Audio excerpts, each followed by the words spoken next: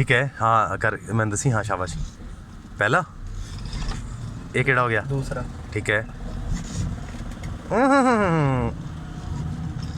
तीसरा चौथा ये रिवर्स हो गया ठीक है ये गेयर लीवर इस जगह ते है हाँ जी ठीक है ना ਜਦੋਂ ਤੁਸੀਂ ਪਹਿਲਾ ਗੇਅਰ ਲਗਾਉਣਾ ਹੈ ਨਾ ਇਹ ਜਿਹੜਾ ਹੱਥ ਦੀ ਇਹ ਚੀਜ਼ ਹੈ ਨਾ ਇਹ ਚੀਜ਼ ਇਸ ਨਾਲ ਇਹ ਦੇਖੋ ਹੱਥ ਪਰ ਕਰੋ ਇਹ ਇਸ ਤਰ੍ਹਾਂ ਨਾ ਹੱਥ ਐਵੇਂ ਰੱਖਿਆ ਐਵੇਂ ਕਰਕੇ ਐਵੇਂ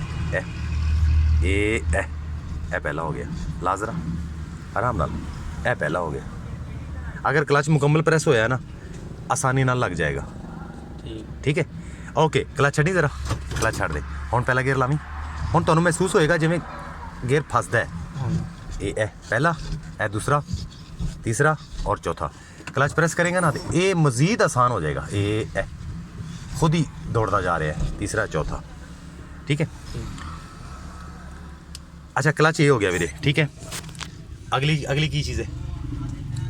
ये पैर नहीं लेके जाना उधर ये ब्रेक होगी ए रेस होगी शाबाश चाबी है भला तेरे को ए पई चाबी स्विच भी चला